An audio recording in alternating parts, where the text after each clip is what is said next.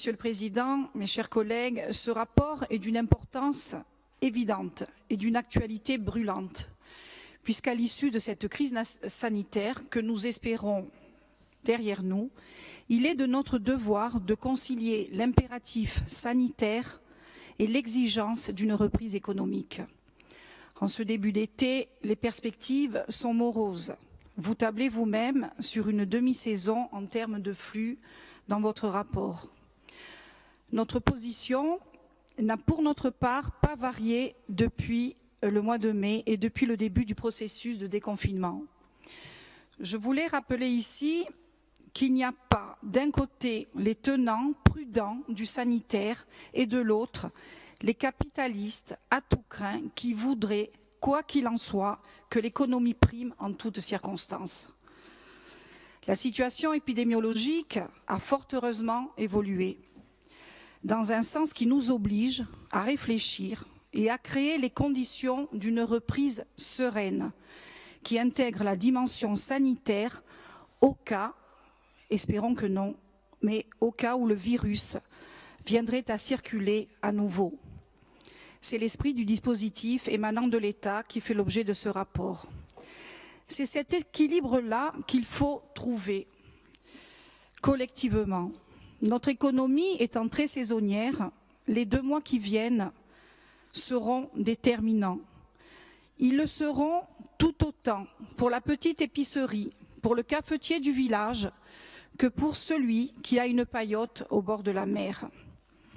Après des semaines de battage médiatique en faveur du Green Pass, vous avez été les premiers à vous offusquer, à juste titre, du décret de restriction d'accès à la Corse. Le Green Pass était, à mon sens, ne répondait pas à l'angoisse des Corses qui ont été traumatisés par ces 3 mois et qui le sont encore. Il y a encore beaucoup d'inquiétudes. Il a été interprété pour certains comme une mesure dissuasive, voire punitive. Le touriste discriminé devient presque le mal tant il est assimilé au Covid.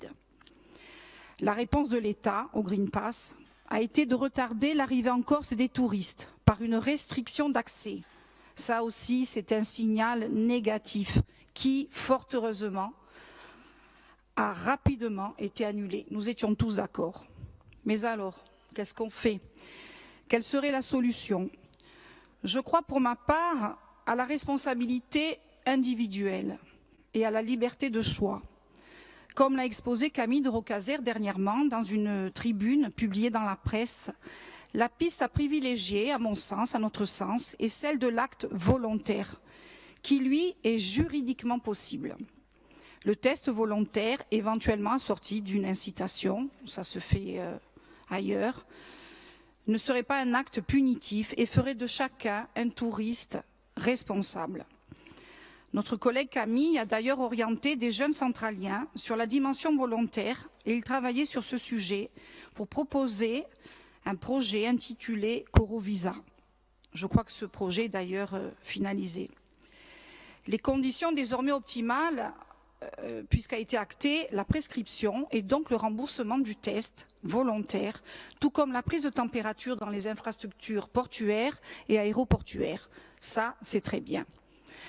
Toutes ces polémiques sur le Green Pass qui sont derrière nous maintenant ont accentué le manque total de visibilité pour engager une saison touristique. La Corse a besoin de vivre cette saison sereinement. Aucune autre région n'a un poids de 30% dans son PIB, sachant qu'au sein de l'île, certains territoires, notamment le Grand Sud, la Balagne, s'approchent des 50% de l'activité consacrée au tourisme. Alors c'est une réalité, on peut la commenter, mais en attendant, les faits sont là. Avec les principes de précaution et les recommandations sanitaires, faisant en sorte que cette saison puisse se faire dans les meilleures conditions. Et je sais, Président, que nous avons le même objectif. Alors aujourd'hui, vous nous proposez, à l'article 1 de la délibération, de prendre acte du dispositif étatique qui comprend des mesures préventives de prise en charge éventuelle de malades, de maintien de capacité renforcée au niveau hospitalier et surtout un test volontaire qui rejoint non pas vos positions mais les nôtres. L'article 2 de votre délibération, à mon sens, ne correspond pas à la réalité.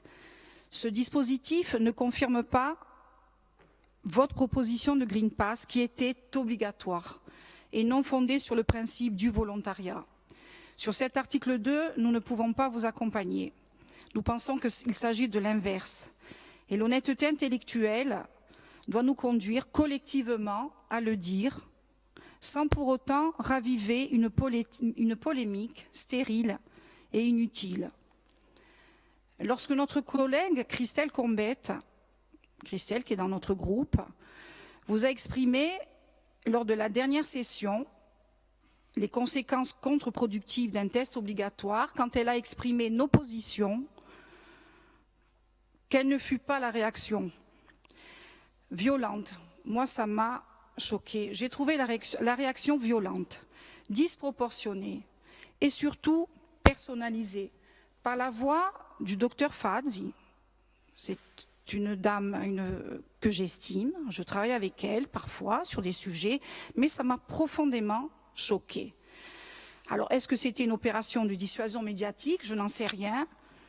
En attendant, je l'ai ressenti comme on visait en fait injustement et on jetait le discrédit sur ceux qui n'adhéraient pas au Green Pass. Alors je vais caricaturer peut-être, il n'y a pas les gentils qui sont pour le Green Pass et les méchants qui sont contre.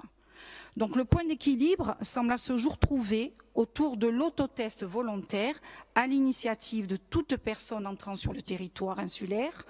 Ça, c'est bien. Mais ce n'est pas du tout votre position. Je pense qu'il n'y a pas lieu d'acter dans cette délibération une convergence qui, pour nous, n'en est pas une.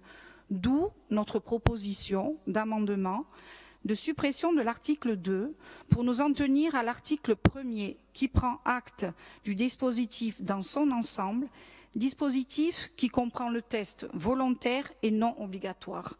Notre amendement repose tout simplement sur ce principe de réalité. Je vous remercie, Président, mes chers collègues, pour votre écoute. J'ai souhaité intervenir sur ce rapport. Je l'ai fait en toute sincérité, sans esprit de polémique. Moi, je n'ai pas à dire qui a tort, qui a raison. C'est bien que tout le monde ait essayé d'avancer, de trouver une solution, que ce soit les élus de la majorité ou les élus de l'opposition. Nous ne sommes pas dans une posture, nous ne pouvons pas l'être. Nous sommes là pour trouver collectivement une solution pour protéger les Corses, pour éviter la catastrophe économique qui serait, dès l'automne, un désastre social. Je vous remercie.